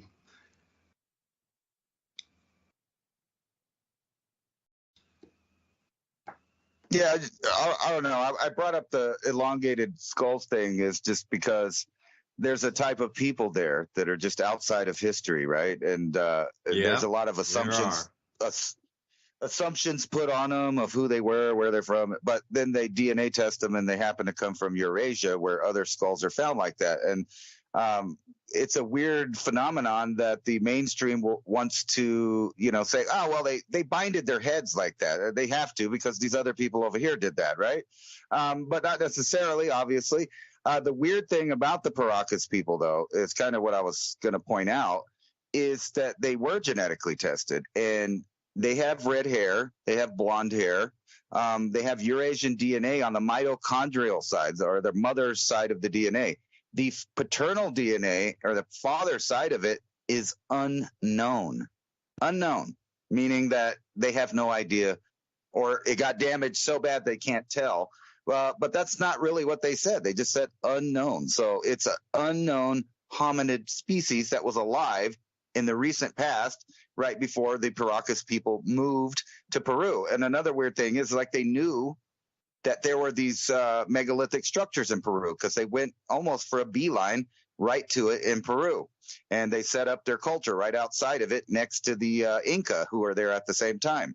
And then we know that the Inca, after the Nazca people came along, the Nazca people basically genocided the Paracas people. There's a giant pit of Paracas skeletons that have holes punched in their skulls. And it's obvious that some kind of large violent event happened, right? And then they just disappear. But not all the way. They show up in Incan areas that are controlled by the Inca. And then the royalty of the Inca all of a sudden has elongated heads. And then after that, the heads start to shrink over time. And all of these heads now have what are called Inca bones, which only the Inca people have, which are little notches on the back of the skull. And over time, they disappear. They just totally disappear into the genetics there.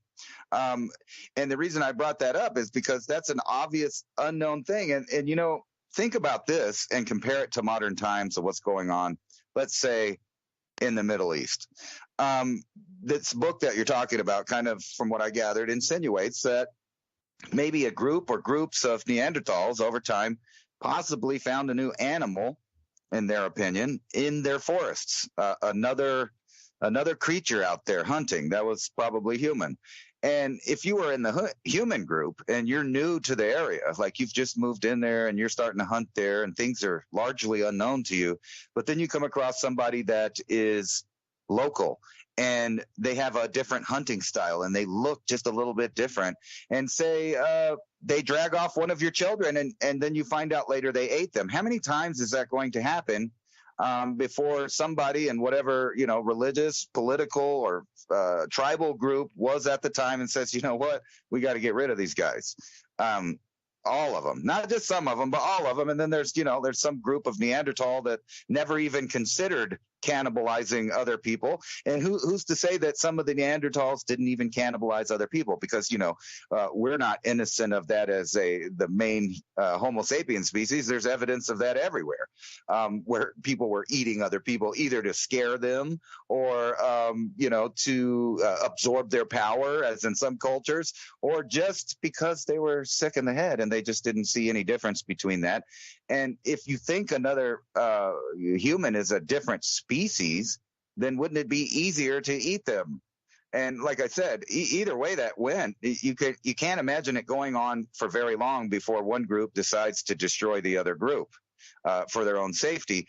And it kind of brings us to today, because that's the argument being made.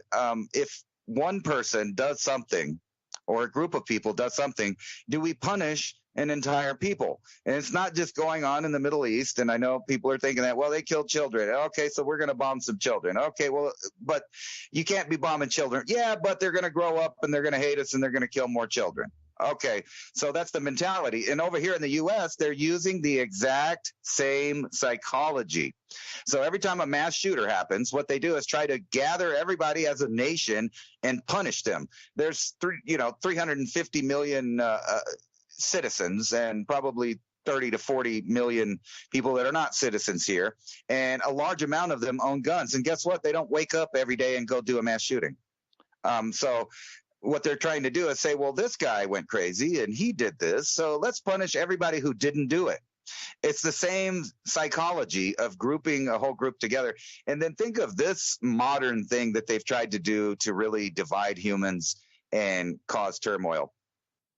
Mexico, right, is a nation. It's a nation state, just like the United States is a nation state. But you don't call people, people around the world call Americans Americans, but, us Americans don't just look at each other and go, hey, you're an American race. However, they have trained the entire world to do that to other nations. Like, so if you live in Mexico, people consider you the Mexican race. Like, Mexico is a race. It's not a race. It's a group of all kinds of different people that live there. And over time, the demographics have changed and they've blended, just like classically what we were talking about with archaic humans. There was native peoples there. There was Mayans. There was Aztec. There was all of these different, Toltec. We got all of these different people. They mix with the Spanish people. And then, you have modern day versions of the same thing where people are talking about La Raza. like if the nation is a race. And this whole idea is a fallacy. It's make-believe. Your nationality doesn't make you a specific race. That's silly, because you could go down to the edge of Mexico where it borders Guatemala, and guess what? The people on the Mexican side have the same DNA as the people on the Guatemalan side. They eat the same foods. They speak the same language. They have the same ancestry. Yet we're calling them different people as if they're different races. And how many times have you heard somebody say, well, what are you? Well, I'm half Korean and I'm half Irish. Really? Those are not, you know what I mean? That's a nationality for one. And the whole idea, like, people here in the U.S. will say, well, I'm Irish. And I'm like, oh, that's cool. You came from Ireland? Oh, no. Well, my parents are Irish. Oh, they are from Ireland. No. My grandparents were from Ireland. Oh, you mean since, back in the 1800s. So you have no idea what you are now as far as that. And by the way, that was a nationality that you're pointing out. And so they have everybody confused, and it's so easily for them to do that. So like you go to areas like Albuquerque or Florida or wherever, and they will say, well, there's a Latin community. But then they will segregate them further and say, well, there's a Cuban community, there's a Puerto Rican community, there's a Dominican community, there's a Mexican community, a Guatemalan community, a El Salvadorian community, and then they will set the groups off against each other, by segregating them all in this way. And the whole idea of coming to the United States was to assimilate and become the American race, which the word race really doesn't even apply to human beings, but it does in the traditional sense. Like if you were reading a book from Plato, they talk about a race of people, meaning just a group of people that lived in a city, had nothing to do with their, DNA. There was probably a mix of people there at that time. And like, say you said a race of Atlanteans. What does that even mean? How do you know who the people were that might have lived in Atlantis? And if Atlantis was, as it's claimed to be, a great seafaring nation, they probably went all over the place and they deposited DNA there. And that's kind of, getting back to the point. We see that in modern times, like the Basque people, for example, their language group doesn't match any other Indo-European languages at all. It just comes out of nowhere. They have their own language. They say they're from Atlantis. And then you got the Berbers of North Africa and the Guanche people of the Canary Islands that unfortunately disappeared with the Spanish invasion of those islands in the Azores. But they were a group of archaic people that, according to anthropologists, were Cro-Magnon people, like a non-mixed Cro-Magnon human being. And they were these 6 to 7 foot tall, redheaded people that just were sitting on this island all this time, and nobody found them. Like, they're not mentioned in history. The Phoenicians didn't mention them. All of these other Vikings didn't mention them.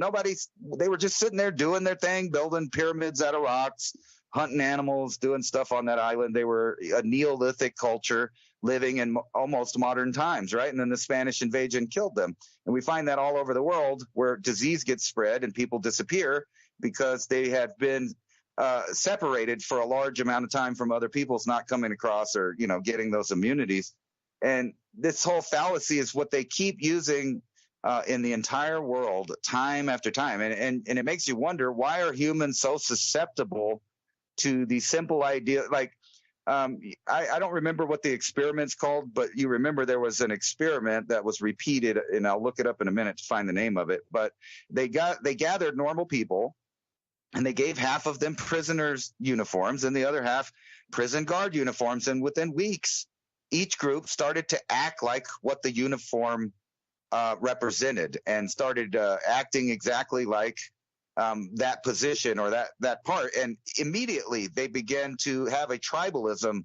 And so they repeat this experiment, and it happens again. So whenever you're, the biggest example of this, I think, in modern times is the 2016 election, where it's seemingly, half of the people of the United States decided to wear a uniform to segregate themselves from the other, which is a big mistake in my opinion, because when you have two groups like that are obvious, then they start pointing directions at each other. So before that, Americans were just Americans, and you might be Democrat, you might be Republican or whatever, but there was no uniform that you wore. You wouldn't walk down the street and go, oh, look, that's the guy from the other side. He disagrees with me on like 3 things that the government told me to argue about.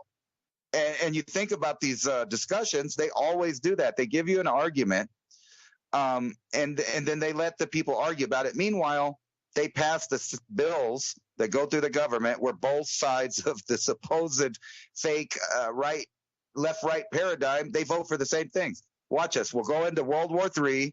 You can have a bunch of people on both sides saying they don't agree with it, or they pick this side or that side and it's unfair. But overall, we're going to have this war because the elite, the group that no one's paying attention to, the non-nationalist group of people that think they run the world, well, they might be right about that. They are deciding when we're going to have pandemics, when we're going to have pandemic responses, when we're going to have war, when we're going to have a response to that war, how long the war is going to last.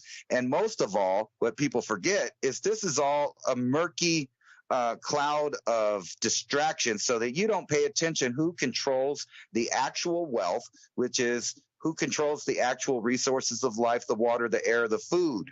Those are the things that, they're hiding behind that. And I just saw an article showing maybe people will get serious about the price changes and stuff. Here's an article. I know this is off topic, but it just shows the era that we're in and what's most important, right? So people are freaking out right now because cocoa price soars to the highest in 44 years. Wow. What are we going to do without chocolate? I mean, yet another, sugary snack to help us get through all of the stuff that they're showing on the world stage. And it all boils down to this. When are they going to actually pull the plug on a massive enough scale where human beings have to deal with food rations? And, we can be as positive we want, and we talk about archaic humans all we want, but one thing they all had to deal with is cataclysm, starvation, and adaptation. They had to adapt or we wouldn't be here as the mutt species we are today. And who knows what will be, after we allow the government elite and the forces of world governance to control the essence of life, which is the DNA that creates food, animals, and us. And they are manipulating that. So who knows what's even going to be around in the next 10,000 years? If you've got to fast forward 10,000 years in the future and compare it to us, how different are we going to be from us compared to the human species that lived 40,000 years ago all over the planet, seemingly? And, it's not even that far-fetched. I wonder why people have a hard time understanding that there were this many humans. I mean, look at any other animal group and then look at the Pleistocene versions of those animal groups. Big everything. Everything was different. It was a totally different world. And that all happened because things change over time. And now we have a sophisticated enough ruling structure that they're going to use the change to design the future. Does that make sense? And we have to hijack that any way we can to remain a free, independent being on this planet. Yeah, well, I could answer that. How would we be remembered? Well, you look right now and they group everybody into like pre-Columbian Americas or that group of time. That whole area has just been lumped into one thing, pre-Columbian Americas. Well, maybe we are going to be remembered as the pre-alien invasion Americas. Because something significant is on the doorstep that is going to change this planet forever. So, just as significant as that period of time in the 1490s was to that area of the planet, how much it changed. And that was the stepping stone to all the changes, the gold and all the metals and all these things. And like you should talk about sugar and, the cocoa. And then I saw orange juice is at a 35-year high right now, a 37-year high, depending on how you look at that. But you got to think how the world spun on a dime and twisted from that contact period. So look at it at those two divisiveness of time. You can slice that an incredibly thin layer there of pre and post, that pre-Columbian Americas, and then, what's going to happen now with the pre-alien invasion Americas? Because after that happens, because I could see a couple of things. I sent you those links today talking about Above Majestic. It's this documentary. And one thing I found so fascinating about it when I was watching it, just listening in the background, was that they were saying extraterrestrials came in and disabled all of the nuclear weapons on both sides, on the Soviet Union side and the U.S. side, and melted component parts inside, and they were rendered non-functional.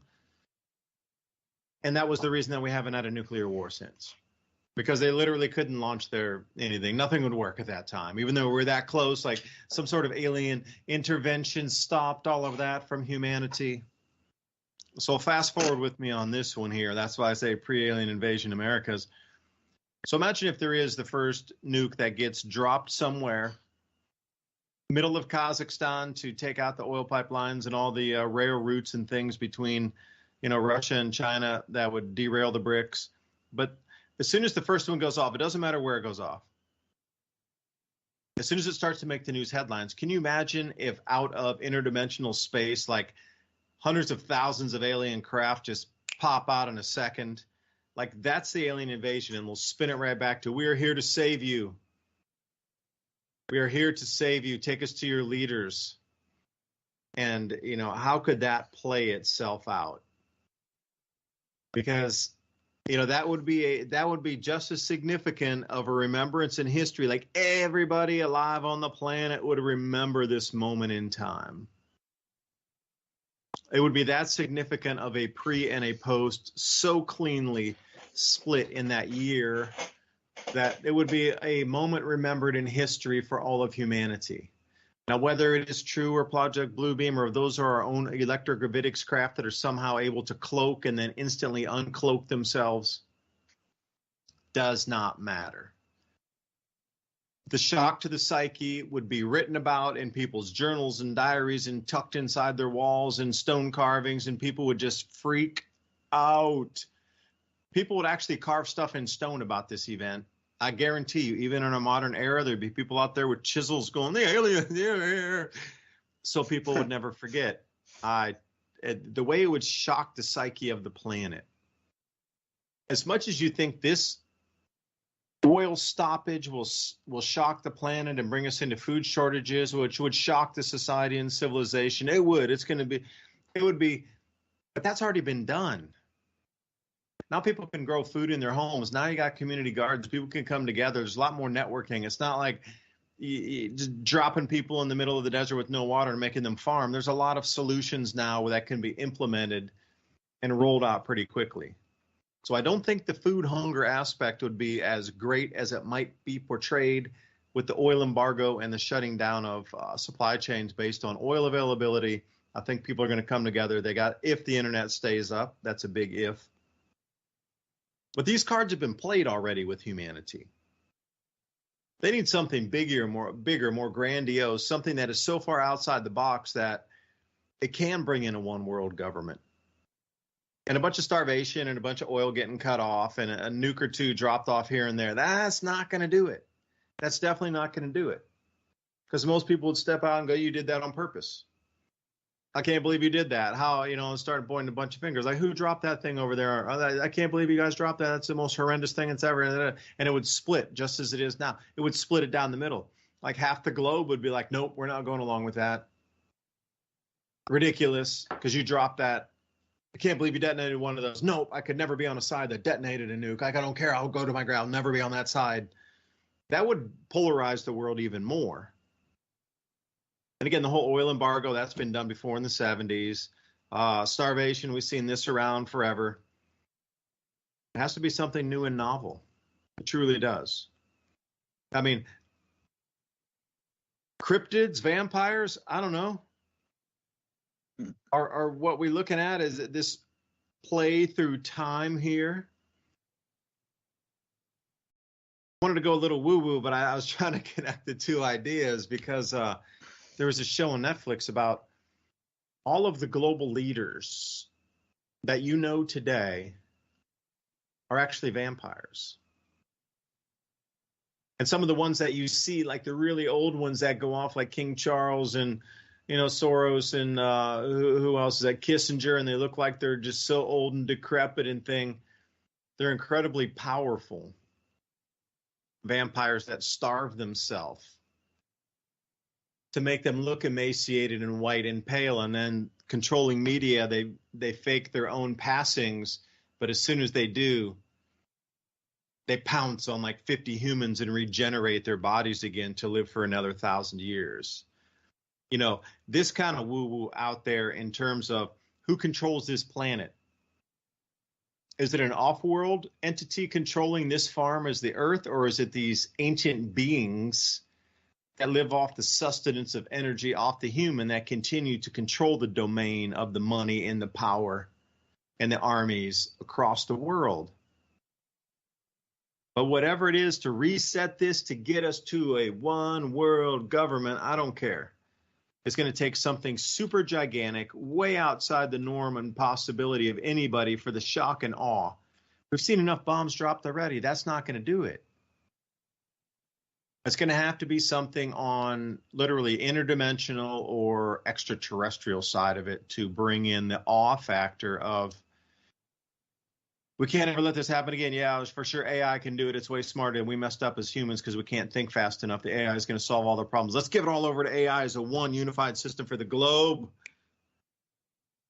Speaking of Basque Country, I knew a dude from Basque Country as I'm like winding up the thought here. I knew a guy, actually I knew two guys from Basque, they're from Spain, and they're like, we're not from Spain, man. Basque Country. And I was like, all right, I want to go up there, check it out. Apparently really good food. Anyway, Ransom, back to you. No, I was just thinking there at that idea because, the more I've thought about extraterrestrials coming to Earth, the more I think it's kind of, I don't think it's in the odds for a species from another star system to get here. However, that being said, what do? We send robots out. So if you're a technologically advanced civilization and you wanted to take over a planet, you could do some simple things that a lot of people, people don't think of. Like, you could just send a message. You could send a message with encoded DNA in it. Maybe you made a deal with the planet that you're going to, and if you had to merge. And then think about this. If aliens did show up, most likely they would show up via information, meaning that we could grow them in baby factories here. And I brought that up last time. You could grow, if this ever becomes a real fad, which the elite seem to be wanting to replace the parent. They want to replace the nation state. They use tribalism as a weapon, but in the end, they want to get rid of it. They want to get rid of it because they want a controlled civilization from the top down. So in order to do that, you'd have to have, like a uniparty or a uni culture. And you could do that easily by getting rid of cultural norms of parenting and family and loyalty to one's country and, all of those things. You could replace it. But as far as on the woo-woo end, if you were an alien civilization and you wanted to conquer a planet, you might make deals with them where you gave them small amounts of technology, enough to build an AI of your design. So, and then if you wanted to actually send representatives there, it's very possible, we know from our own technology, that we're reaching the point where you could take someone's consciousness and put it into something like an avatar, a machine, or a grown extraterrestrial body. Meaning that you could use the same technology that we use cloning for, the mRNA technology, all of that. You can use that for other things like growing what they recently called a human-like entity, which, because they made the embryo without sperm or an egg, which means they can create life forms from scratch, basically. Now, if you were an extraterrestrial civilization and you wanted to take over a planet, well, you would have to have representation there, and you might not be able to get it there instantly or fast enough through traveling interstellar space, but you might send encoded information that's DNA to grow that. And think about this. We're talking about hybridization. If they wanted to conquer the planet, it would be as simple as changing a few DNA strands and growing a new type of human that is both us and them. And I know that you've heard this story before in ancient times, right? But on top of that, think about this. what would happen if they did show up, or they were grown here, and then all of a sudden on the world stage we have this entity, this extraterrestrial? You might not be able to do things that offend it. You know, they would call you things like xenophobic if you didn't like the weird things or different anti-human behaviors that they might have. Like, what if they liked cannibalism? Or it wouldn't be cannibalism to them, right? Because they're a different species. And we just went over that before, that both us and other humanoids have done that. So I wouldn't think it would be that far-fetched for something else to be into that kind of behavior. And then think about this. What if it doesn't have a gender? What if it has no gender? Or what if it has 4 or 5 different specific genders? How would they fit into our civilization? Would you have to have a program to get people used to the idea of new forms of life that you can't say things about? Maybe they don't like a binary system. Maybe to them, male and female family orientated, structure is disgusting, gross, and backwards to them.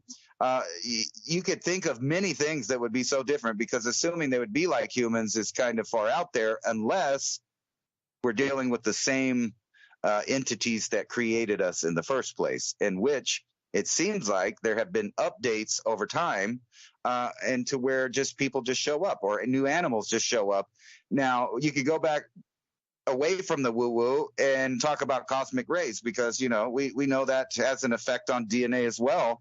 And if they did introduce a new species, they could say it's from anywhere.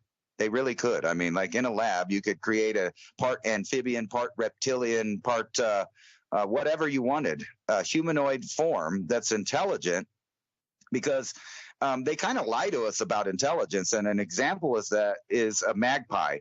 The magpie, according to scientists' definition of what makes a creature smart, should be, on average, smarter than a human being, because the formula they use for intelligence is brain body ratio, right? So if you have a large brain for your body, generally you're really intelligent. So they put humans and dolphins at the top of this list, but they forget most of the ant kingdom, insects of different kinds, have a bigger brain to body ratio. And magpies, the birds, they're little bitty creatures, but yet they have a giant brain compared to their body, and they have shown all kinds of intelligence we didn't even know was possible. So if we don't even understand the life forms that live on our own planet, yet we're willing to tinker with DNA, there is no telling what the outcome of that will be and how they will present it to the people.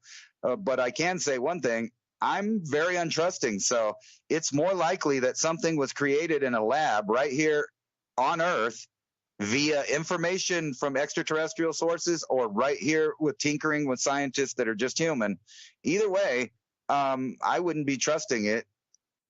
I would think that it came out of a lab.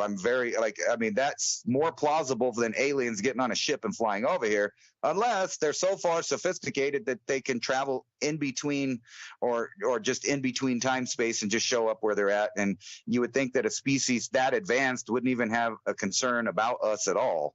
And if they were going to take over the planet, they would just do something like hurtle a rock toward us. Yeah, and all this would have to occur also in a altered atmospheric concentration of CO2 or other gases called terraforming. Because if you noticed, what you just referenced there with all of this manipulation and lab-grown humans, at the same time, our planet has been drastically altered in the last 30 years. It seems like the terraforming is matching or creating the conditions for these lab-grown, I don't even know if we could call them humans at that point, but lab-grown entities to exist in a different atmosphere or a different gas concentration of atmosphere as they're being created. So at the same time, we see 2 different types of things happening. And again, microplastics for us, detrimental. Maybe microplastics for this new type of species is something that is just as much needed as increased oxygen for our hemoglobin. It is an unknown because you're dealing with an unknown species. Perhaps they process hydrocarbons through their body and skin somehow to give them energy or respiration. There's like a million possible combinations of things of a newly created lab-grown entity on the way that they process the physical around them in the world. It doesn't matter what physical substance it is. Perhaps they thrive in irradiated environments. You know, because you talk about, we've had what 2,000 nuclear tests on our planet so far. So again, that is terraforming on the radiological side of things, bringing up the radiation levels incredibly. Because you got to think. And one last week. And one last week, plus one more. That'll bring us up to close to 2,100. So think about the terraforming needs to fit and plug right into your, lab-grown humans. And it seems that all this is moving lockstep under what? Under one global guidance measure, as stated by the Club of Rome. And again, you bring it back to, how long have these people that are in power really been around? Are they thousands of years old, or are they living the same lifespans we are, or are they of something also of a different type of species on this planet existing with our species? I guess I'll leave it there with you to sign us out for the night. But everybody, thank you for joining us tonight. Please sign up for our newsletter. Well, it's not even newsletter. It's just the show notes. Ransom and I take notes when we're talking, and we try to consolidate them in 10 bullet points of what we consider the most interesting things to talk about. It's a one-pager. Comes to you. Simple to read. It's good to start conversations with other people. You can sign up for that at oilseedcrops.org. Right up there in the nav bar, MIAC radio show. That's oil, like one barrel of oil. Seed, like one seed you plant. Crops that we harvest every year, plural. Oilseedcrops.org. Thank you for being with us tonight. It's an interesting week. Blessings and positive energy to everybody out there who needs to be changed.